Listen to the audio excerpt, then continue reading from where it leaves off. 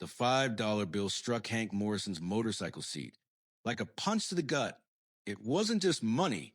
It was a lifeline, a cry, a tiny plea pressed into his hands by a trembling little girl. He had been locking up his Harley when a sound ripped through the evening air, raw, desperate, bone-deep sobbing. It cut right through him, a sound that no grown man could ignore. Hank turned. On the asphalt of Joe's Market parking lot, a girl no older than 8 knelt before him. Her shoes were held together with duct tape. Her oversized t-shirt hung like a borrowed shroud, and her small hand trembled as she pressed the crumpled bill onto the leather seat. Please, she choked out. Don't let them take Buddy. Across the lot, a man in an expensive suit, tailored, polished, unyielding, gripped a German Shepherd puppy by the scruff. The dog yelped, twisting in vain against a firm hand. A crowd had gathered, but no one moved. Hank's chest tightened. That $5 bill, wrinkled, stained, probably all she had, suddenly felt heavier than everything he had lost in 45 years of living. The girl's name was Lily Carter. The man, Thomas Brennan. And he was about to take her dog. Brennan's voice was cold, clipped, indifferent. The lease says no pets. You violated it. I'm taking the animal to the shelter. 7 days. Nobody claims that they put it down. I'll keep him outside. Lily begged. I promise. I don't care what you promise, Brennan said, unflinching. Hank's eyes took in every detail. Fake Nikes peeling at the soles. T-shirt 3 sizes too large, cut awkwardly short. Hair chopped unevenly. A strange patch of what looked like dry glue near her temple.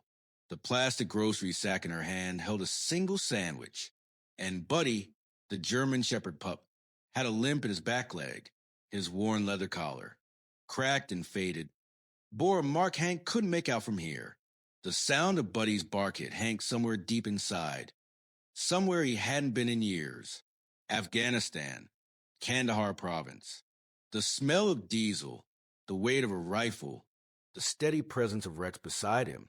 Rex, a 5-year-old German Shepherd trained to detect explosives, trained to save lives, trained to trust only Hank. Rex had slept beside him every night. They had shared rations. Rex had saved Hank's life twice, maybe 3 times. And then came the attack. The night of chaos and smoke, the screaming whistle of mortars. Shrapnel tore into Hank's arm. When he came to, Rex was gone. For 3 days they searched, finding only a broken collar and blood in the dirt. Mia, presumed Kia, that guilt had lived in Hank's chest for 12 years. And before Afghanistan, another memory. Hank at 15, homeless, sleeping in an abandoned garage after his mother died, panhandling outside this very market. Thomas Brennan, younger than but no less cruel, had kicked him, spat insults, called him garbage. Nobody helped, except Joe, the store owner, who slipped him $20 when Brennan wasn't looking. Now, standing in the same lot, Hank noticed Brennan's hand. Tattoo, snake coiled around the number 79. Some things never change. Brennan was still a monster, but Hank wasn't 15 anymore. Hank stood and pushed the $5 back toward Lily. Keep your money, kid. I can't help you. The words came out harder than he intended, but true. What could he do? 45 years old. $67 in his wallet. Another 100 in the checking account if he was lucky. Living in a rented garage. PTSD, waking him screaming most nights. He couldn't even save himself. Lily didn't take the money. Instead, she wrapped her tiny arms around his leg. Her tears soaked his jeans. The crowd murmured. That biker looks scary, whispered one elderly woman. Another said, Brennan's gone too far this time, but nobody's brave enough to stand up to him. Brennan's polished shoes clicked across the asphalt. I remember you, he sneered at Hank. Hank's fists clenched. Look at you now, Brennan continued. Motorcycle, tattoos, still garbage though, aren't you? He leaned closer, voice poisonous. Your mother, Susan Morrison, wasn't it? She died because she couldn't afford her medication. You remember that. Hank's blood ran cold.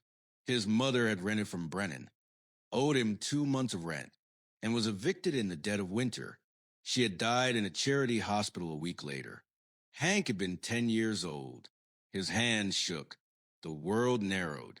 Brennan's words became gunfire, Taliban screams, mortars whistling. His therapist called these episodes triggers. Right now, it felt like his body would explode. He almost swung. Almost. Mr. Morrison? Lily's small voice cut through. She held something, her worn sketchbook. If you can't help, that's okay, she said softly. But I want you to know something. Buddy is my only friend. I don't have a dad. My mom works all day and night. Kids at school push me down and call me names. When I cry, Buddy lets me hug him. That's all I have. She opened the sketchbook. First page, a crayon drawing of a girl holding hands with a German shepherd. Caption, best friends forever. Next page, a drawing of a man with a beard and a motorcycle helmet. Beneath it, the hero I wish I had. I drew you last week, Lily said. I saw you give food to a stray dog by the gas station. You didn't know anyone was watching. Hank's chest tightened. In this child's eyes, he was a hero, not a failure, not a broken veteran who had lost Rex. A hero. He clenched a $5 bill and strode toward Brennan. How much for the dog? Brennan's eyebrows rose. Excuse me? I'll buy him? The lease violation penalty is $500. Hank's voice remained steady. I'll give you $200 now. I'll pay the rest in installments. No, Brennan said, arms crossed. $500 cash. Or Buddy goes to animal control. You have 30 minutes. Brennan walked away, holding Buddy's collar. The puppy yelped. Hank turned to Lily. Go home. Stay with your mom. I'll handle this. After she left, Hank stared at the $5 bill. A promise formed. He would not let this little girl lose Buddy like he had lost Rex. Inventory. $67 in cash. $100 in account. Old Nokia phone. Harley paid monthly. 45-year-old Marine Corporal, garage apartment, PTSD. Why did I think I could help anyone? He muttered. Because you've always been a fighter, said a voice. Joe, the market owner, weathered but kind, smiled. He pressed $100 into Hank's palm. Lily's father saved my son in Iraq. I've been helping with rent. This is all I can spare. Hank nodded, understanding. Brennan had connections, Joe warned. Be smart. Hank called Marcus Freeman, leader of the Veterans MC. We'll be there in 20 minutes, Marcus said. And we're bringing money. We're family. 19 minutes later, 8 motorcycles roared into the lot. Marcus turned to the group. Empty your pockets. We got a dog to save and a little girl to protect. Hank felt a surge of hope. He might just pull this off. I was going to buy beer and cigarettes this week, Hank muttered under his breath. But the dog needs it more. He handed over $50, and Ray, a quiet man with 1,000-yard stare that never quite left his eyes, didn't say a word. He simply pressed a $20 bill into Marcus' hand and squeezed Hank's shoulder firmly. Sarah Chun, one of only 2 women in the club and a former Army medic, stepped forward. I've got 40, she said, adding her bills to the growing pile. That little girl shouldn't suffer because some rich bastard wants to feel powerful. One by one, the members contributed 10s, 20s, even a few crumpled 5s. The pile of cash swelled between them, and Marcus counted it twice. $280 from the Veterans MC. Hank did the math in his head. $67 from his wallet, $100 from Joe, $100 from his bank account, $280 from the club. That was $547. More than enough. He looked around at the faces of these men and women. People who struggled daily with their own demons and financial burdens. And yet, here they stood, giving what little they had, willing to fight for a child they didn't even know. I don't deserve this, Hank said, voice breaking. Marcus grabbed him by both shoulders, holding his gaze. Shut up. We take care of our own. This money? You don't ever pay it back. That's an order. Tommy, the veteran who had lost his leg in an IED blast, nodded in agreement. Besides, man, you'd do the same for any of us. You've done the same. Sarah added, we're brothers and sisters. That's what family does. For the first time in 5 years, tears streamed down Hank's face. He pulled Marcus into a tight embrace, and soon the others joined in, forming a circle of warriors who understood what it meant to fight for something bigger than themselves. Now, Marcus said when they finally broke apart, let's go get that dog back. Hank relayed Lily's address, and within minutes he was riding his Harley through narrow streets. Lily perched behind him, gripping the spare helmet strapped to his bike. She held on tight, but didn't speak. Hank could feel her small body trembling against his back. Pine Street apartments loomed ahead like a monument to despair. The 3-story building had once been painted white, now a patchwork of peeling paint and water stains. Several ground floor windows were boarded up. The parking lot was more potholes than pavement, and a flickering streetlight buzzed overhead like a dying insect. 3rd floor, corner apartment. Lily whispered as they climbed the stairs. The hallway smelled of mildew and old grease. Half the overhead bulbs were burned out, leaving pools of shadow between weak circles of yellow light. Water damage marred the ceiling with brown stains like spreading bruises. Someone had tried to cover graffiti with a mismatched shade of beige paint. Lily's apartment door was scarred with peeling veneer. The lock looked flimsy, and through the gap at the bottom, Hank could see towels stuffed to block drafts or maybe roaches. As Lily opened the door, a panicked voice rang out. Lily, where have you been? I told you to. The woman stopped mid-sentence as she saw Hank. Her eyes widened with fear. This had to be Sarah Carter. Exhausted beyond sleep, blonde hair pulled into a messy bun, wearing the stained uniform of a Waffle House waitress, yellow and brown with grease marks on the apron. Her hands were red and raw, marked with burns from constant exposure to hot griddles. Dark circles under her eyes resembled bruises. Her feet were swollen and wore non-slip shoes. But what struck Hank most was her youth, early 30s, yet worn down as if decades had passed. Mom, it's okay, Lily said quickly. This is the man I told you about. He's going to help us get Buddy back. Sarah's gaze lingered on Hank, taking the leather jacket, tattoos on his forearms, beard, and worn boots. Dangerous, unpredictable. Not the kind of man you want near your child. Lily, go to your room, Sarah said firmly. But Mom. Lily's face fell, but she obeyed, slipping behind a doorway covered by a bedsheet instead of a proper door. Sarah turned back to Hank, defensive. I don't know who you are or what my daughter promised you. We don't have money. If she said we would pay, she was wrong. I don't want your money, Hank said softly, keeping his hands visible. Brennan is holding your daughter's dog hostage. He wants $500, or he'll take Buddy to the shelter and evict your family. I've got the money. I just need to know where to find him. Sarah sank into a chair at a tiny kitchen table, uneven legs wobbling under her weight. The apartment was a single cramped space. No television. A couch rescued from the curb with duct tape, covering torn upholstery. A small refrigerator humming loudly with only a few eggs and a carton of milk inside. I work 3 jobs, she said, voice cracking. Morning shift cleaning rooms, afternoons at Waffle House, nights assembling circuit boards for a factory. I'm always behind on rent, always behind on everything. She held up her hands, calloused and burned. Where's Lily's father? Hank asked gently. Dead. Flat, emotionless. Daniel died in Afghanistan. Flag, medal, letter from commanding officer. Nothing that paid bills or raised a daughter.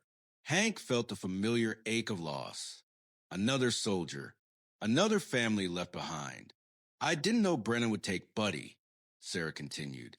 I tried to hide him, but Lily wanted to show him off at school, and word got around. She wiped her eyes roughly. That dog is the only thing that makes my daughter smile anymore. Why? Hank asked, what's happening at school? Sarah's eyes reflected guilt, shame, and realization. Hank called, Lily, can you come here? Reluctantly, Lily emerged. Hank knelt to her level. Can you show your mom your back? Tears filled Lily's eyes. Slowly, she lifted her oversized shirt. Multiple bruises, purple, yellow, green, covered her small back, not from falling, but from being pushed and hit. Sarah shot up. Who did this to you?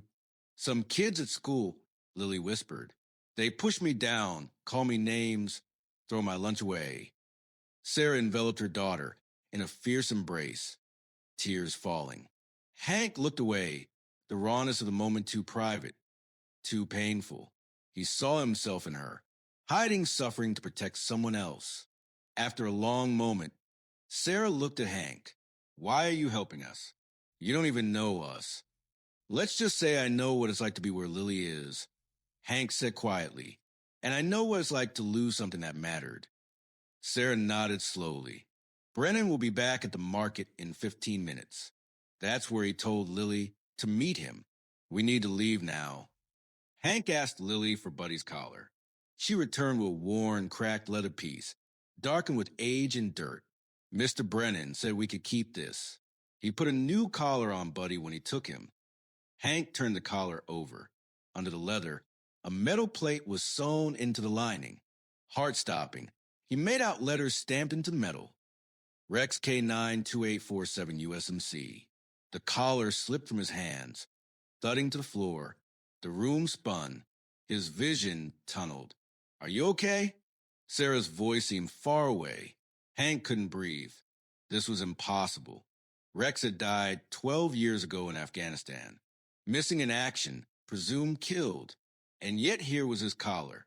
Every scratch, every mark, perfectly remembered.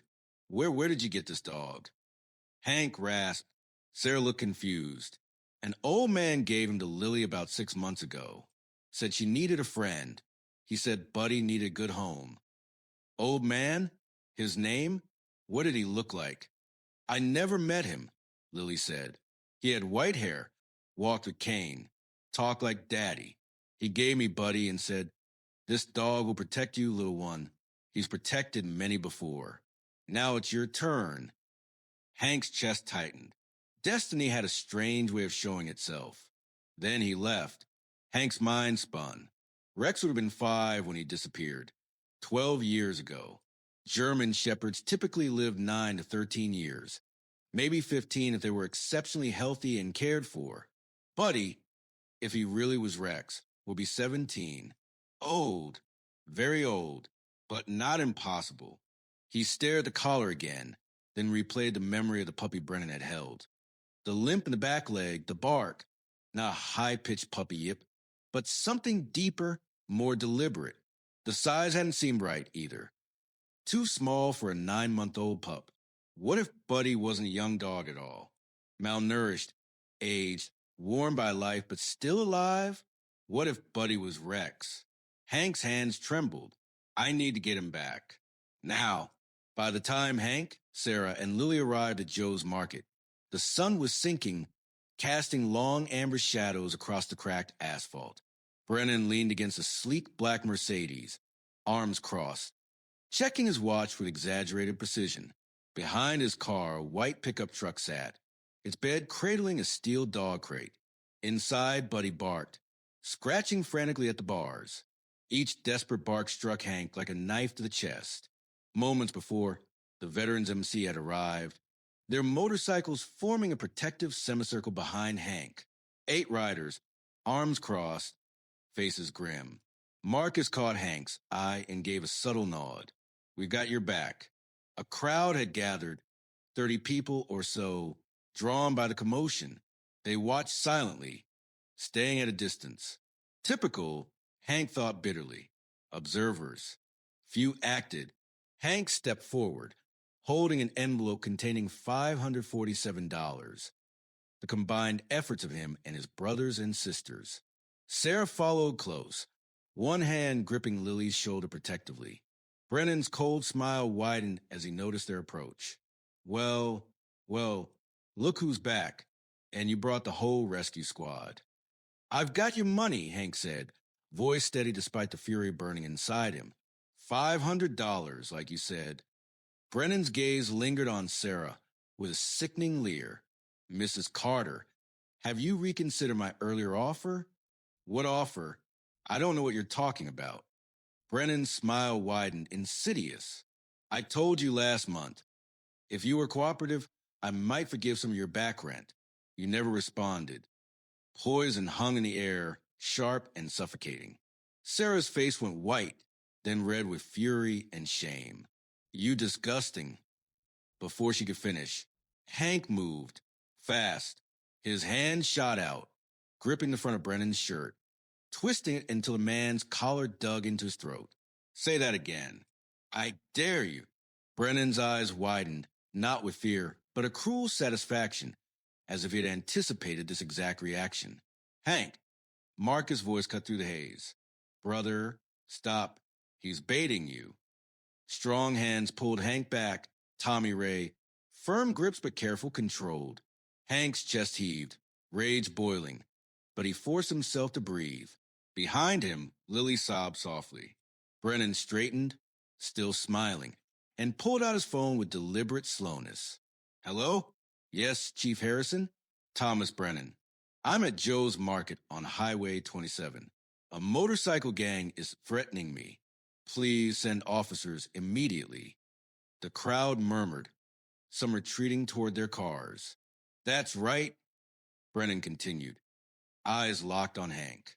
Multiple individuals, armed possibly. Thank you, Chief. He hung up and slipped the phone into his pocket. Police will arrive in about 10 minutes. I suggest you leave now, unless you want to spend the night in jail. Hank threw the envelope at Brennan's feet. Here, $547. You said $500, Brennan drawled, bending to count the bills, making the moment last. The crowd watched tensely. Buddy's barking grew frantic, almost pleading. Brennan said finally, lips curling, there's been a misunderstanding. The price is now $1,000. What? Joe exploded, face red with fury. You can't do that. You said 500. I can do whatever I want, Brennan said calmly. This is private property. I can set any price. Supply and demand. He gestured to the watching crowd. Clearly, demand is high. Price increase. You're a monster, Sarah breathed. Marcus stepped forward, imposing, unwavering. You hide behind money and threats because in a fair fight, you'd lose every single time. Brennan smiled and faltered, but something flickered in his eyes. He walked past Marcus, past the bikers, stopping in front of Hank. Low, barely audible, I know who you are, Henry Morrison, son of Susan Morrison. I know everything about you. Hank froze. How do you know my mother's name? Brennan leaned closer, smile gone, replaced by venom. Because I'm the reason she's dead. The world tilted. Hank's lungs seized. Your mother owed me rent. 2 months. She begged me not to evict her. Said she was sick. I didn't care. Threw her out in winter. No coat, no car, nowhere to go. The crowd fell silent. Even Buddy ceased barking. She ended up in a charity hospital. Died 3 days later. Pneumonia, maybe, or whatever sickness she already had. Does it matter? You were 10. I remember you came to my office crying, begging for help burying her. I told you to get lost. Hank collapsed to his knees. Memories crashed. Pale mother, hospital bed, weak hands squeezing his. Cold funeral, buried in a pauper's grave. Why, he sobbed. Why would you do that? Because I hate weakness, Brennan spat. Your mother was weak. You are weak. Your whole family is weak. The world doesn't need weak people. Lily broke free from Sarah's arms, running to Hank. Her small body trembled, but her voice was fierce. He's not weak. He's a hero. He's braver than anyone. Hank gathered her in his arms, and something inside him shattered completely. Tears racked his body. Sarah knelt beside them, arms around both. She wept. I'm sorry, Hank choked. I couldn't save my mother. I couldn't save Rex. And now, I couldn't save you. I'm not a hero, just a failure who keeps letting everyone down. The parking lot was silent. A grown man, broken, holding a little girl who believed in him despite everything. Inside the pickup, Buddy barked again. This time, not a puppy's desperate sound, but a deep, measured bark. The bark of a dog recognizing his handler, reaching across years. Metal scraped as claws attacked the crate. Impossible, Brennan muttered. That cage is locked. But Buddy's attack wasn't random. He targeted hinges, pulling, planting his legs, throwing his weight. The crate door burst open with a shriek. Brennan lunged but was too slow. Buddy leaped, hitting the asphalt hard, back legs collapsing under him. Pain rippled through him. But he got up, limping toward Hank with unwavering purpose. Eyes locked. Hank saw it. The familiar intelligence, the rhythm of the limp, the tilt of the head. Buddy stopped. Sitting upright in perfect military position, eyes forward, then deliberate, he raised his right paw. A salute. Rex, Hank whispered. The dog's ears perked, a soft vocalization escaping. Not a bark, but their code, the sound of happiness and recognition from Afghanistan. Hands shaking, Hank reached out. If it's really you, bravo, Charlie. The dog dropped into a prone, rolling to his back, legs in the air, training only Rex could execute. Gasps rose from the crowd.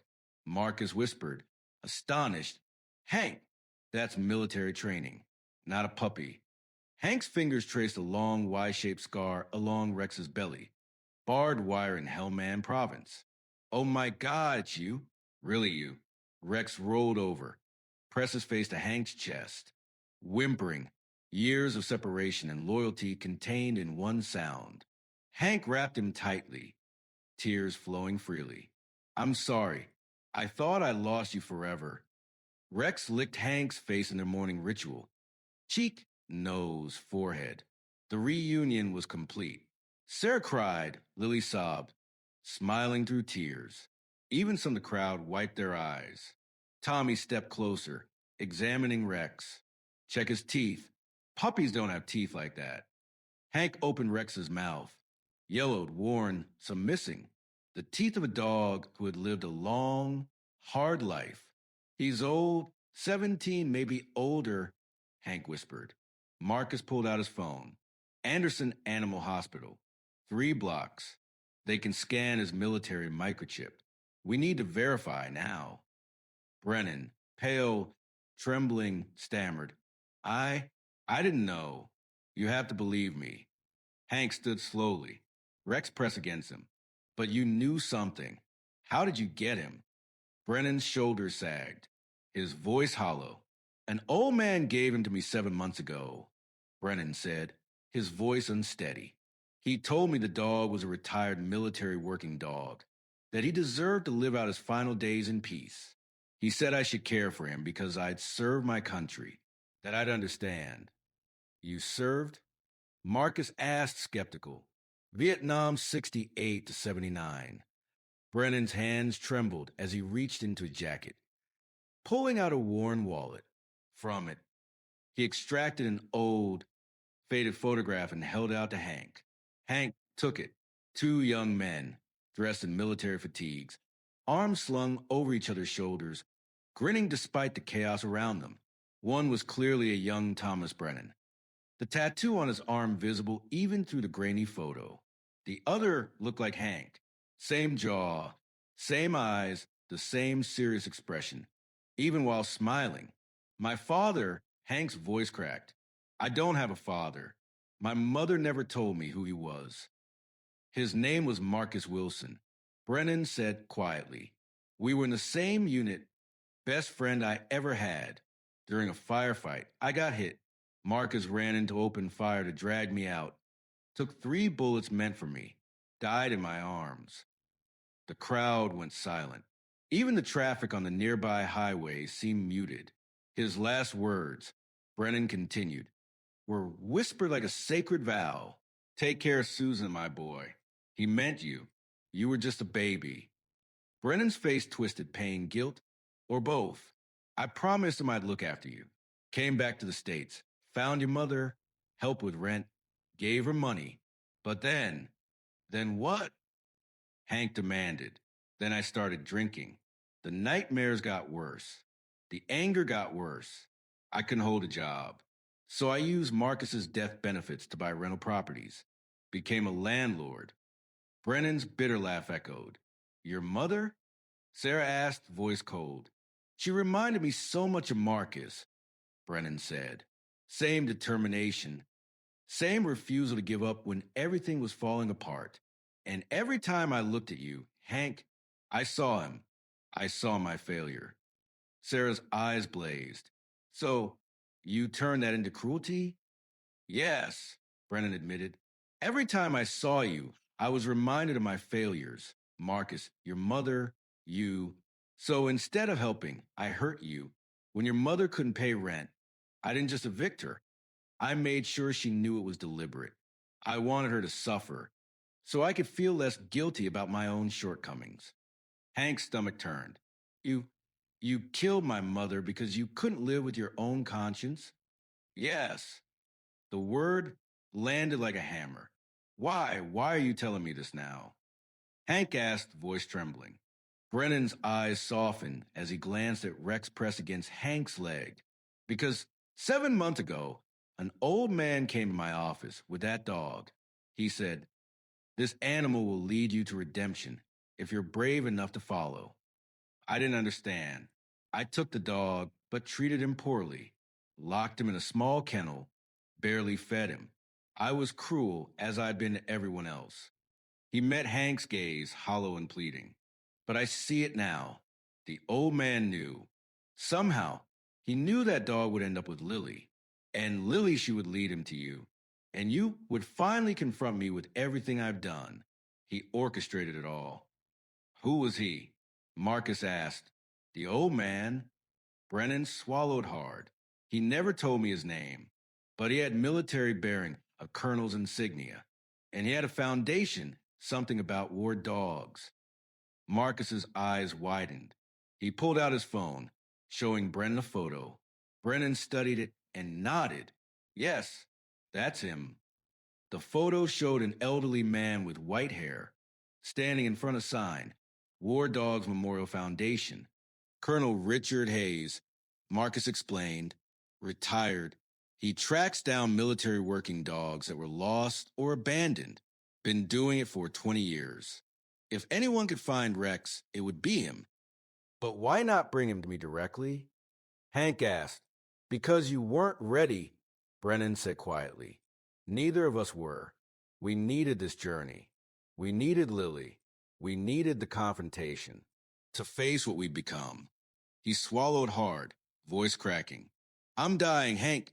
Stage for lung cancer. Maybe 6 months. When the colonel gave me that dog, he said, this is your last chance at redemption. I didn't listen, but maybe it's not too late. Hank looked down at Rex.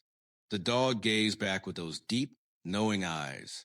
12 years lost, wandering, suffering, all to find his way home. And in doing so, he had reunited a broken veteran, a struggling mother, a bullied child, and a dying man drowning in guilt. We're taking him to the vet to verify his identity. Hank said finally, then we're going to have a very long conversation about what happens next. Brennan nodded, small and human for the first time. Fear etched on his features. Sirens wailed. But for that moment, none of it mattered. Marcus drove, with Hank, Rex, Sarah, and Lily in the cab. The other veterans formed a protective motorcycle convoy. Brennan followed, solitary, insisting on witnessing the verification. Anderson Animal Hospital was modest, a single-story building with faded paint and barred windows. The waiting room smelled of antiseptic and anxious pets. A young receptionist looked up as the group filed in, 8 bikers, a crying child, a weary mother, a trembling old dog, and a broken man in an expensive suit. We need Dr. Anderson. Marcus said firmly. Military matter. Urgent. Moments later, an elderly man emerged. White hair cropped military short, eyes sharp and experienced. He looked at Rex and Hank's arms. Marine? Yes, sir. Corporal Morrison, infantry. 2 tours Vietnam. Dr. Anderson gestured toward the exam room. Bring him back. Let's see what we've got. The room was small, crowded. Dr. Anderson lifted Rex onto the table, running a handheld scanner over his neck. Numbers appeared. His face went pale. He scanned again, slower, verifying. Same result. Microchip ID K9-02847. Name, Rex. Breed, German Shepherd. Handler, CPL Henry Morrison. Unit, 2nd Battalion, 7th Marines. Status, MIA 2012. Hank's knees buckled. Marcus caught him. Sarah covered her mouth. Lily's eyes were wide. 12 years, Dr. Anderson said softly. This dog has been missing for 12 years, and somehow he found his way back to you. How? Sarah asked. German shepherds don't live that long, do they? Average lifespan is 9 to 13 years, Dr. Anderson said, examining Rex. But some reach 15, even 17 under exceptional circumstances. This boy, definitely 17, maybe 18, arthritis in his hips, chronic ear infections, malnourished, dehydrated, old injuries. But heart, strong. Spirit, stronger. Determined to return to his handler. Extraordinary. How much time does he have? Hank whispered. Proper care nutrition. Calm environment, maybe a year. 18 months if we're lucky. Every day is a gift. Most handlers never get this chance. Hank buried his face in Rex's fur. The dog made the soft woo-woo sound again, licking his ear. Brennan spoke for the first time since entering. I want to tell you about your father. All eyes turned. Dr. Anderson listened, sensing the weight. Marcus Wilson, best man I ever knew, Brennan began, voice thick. We were kids shipping out to Vietnam, scared, pretending to be soldiers. But Marcus, he made everyone brave. As long as he was there, we'd be okay. He showed the photo again. Pinned down in the Mekong Delta. I got hit in the leg. Couldn't move. Marcus ran through full automatic fire to drag me to cover. 3 bullets, shoulder, chest. Died in my arms. 5 minutes of agony. But all he could talk about was Susan and the baby boy he'd never met. Made me promise, swear on everything holy to take care of them. What happened when you got home? Marcus asked quietly. I found Susan. Trailer park. 2 jobs. Raising Hank alone. I gave her money. Paid rent. Tried to be the man Marcus asked me to be. But the nightmares, the guilt, the anger. I drank. Made bad choices. Became a landlord to avoid real work. My help became control. I punish her for reminding me of my failures. Sarah's voice was hard. You let a woman and her child suffer because you couldn't handle your own demons. Yes. No excuse, Hank said flatly. No, Brennan admitted. Just an explanation. He unfolded a folded paper. 3 months ago, diagnosed stage for lung cancer. 6 months maybe. A week later, Colonel Hayes brought Rex. Said caring for him would be good for my soul. I didn't know the dog's history. I thought it was crazy, but I treated him like I treated everyone else. Poorly, locked him, barely fed him. Then the Carters moved into my property. Lily found Rex. The dog went to her. Immediately, I should have stopped it, but I didn't. He met Hank's gaze.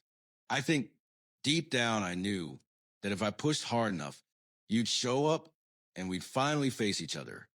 The room fell silent. Only Rex's soft breathing filled the space. Hank's voice was steady but filled with awe. My father died saving you, and you destroyed his family. Yes. Brennan's voice broke.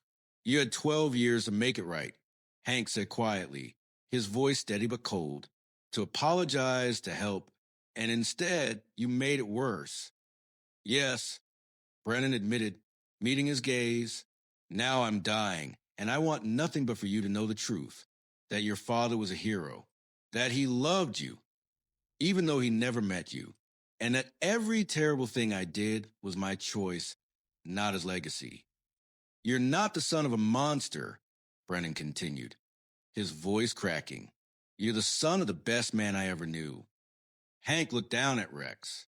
The old German shepherd's intelligent brown eyes were fixed on him. 12 years of pain, starvation, abuse, and wandering. Yet the dog had never given up, never stopped searching. I can't forgive you, Hank said finally. Not yet, maybe not ever. But I can accept the truth. And I can choose not to let your guilt define my life anymore. That's more than I deserve, Brennan whispered. Dr. Anderson cleared his throat. I need to run some blood work and start Rex on medications. About an hour. You can wait in the lobby or come back later. We'll wait, Hank, Sarah, and Lily said in unison. As they filed out, Brennan lingered. He placed a folded check on the counter and left without another word. Dr. Anderson picked it up, eyebrows raised, and showed it to Hank. $50,000. The memo line read, for Rex's care in the Carter family, from Marcus Wilson's death benefits. 20 years too late, but finally some measured justice. 3 months later, autumn had painted the mountains around Asheville in shades of copper and gold. The small house on Maple Street had 2 bedrooms, a modest kitchen, and a backyard just big enough for a dog to lie in the sun. It wasn't much, but it was home.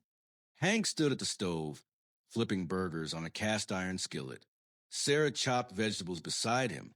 Through the window, Lily sat cross-legged in the backyard with Rex, reading aloud from a young adult novel about dragons. Rex's tail thumped lazily with every page turn.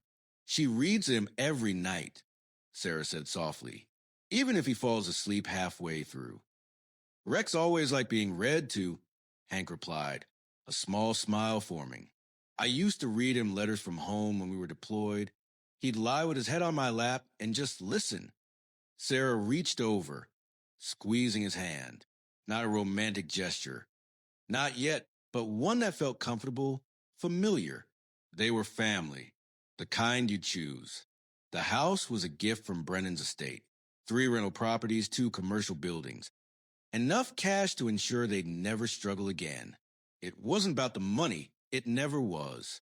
But it gave them space to breathe, to heal. Sarah had quit her job at the Waffle House and returned to school part-time to finish her nursing degree. Hank trained service dogs for veterans with PTSD. His experience with Rex making him uniquely qualified. 12 years mourning a dog he thought was lost, and now, helping other veterans find the same bond he had with Rex. The nightmares still came sometimes, but Rex knew, always, on the worst nights, he would limp to Hank's bedside and rest his graying muzzle until Hank's breathing steadied. Dinner's ready. Hank called. Lily came running. Rex moved slower, careful with arthritis, but still climbed the steps with Hank's steadying hand. They ate together at the small dining table. 4 people crammed into a space meant for 2.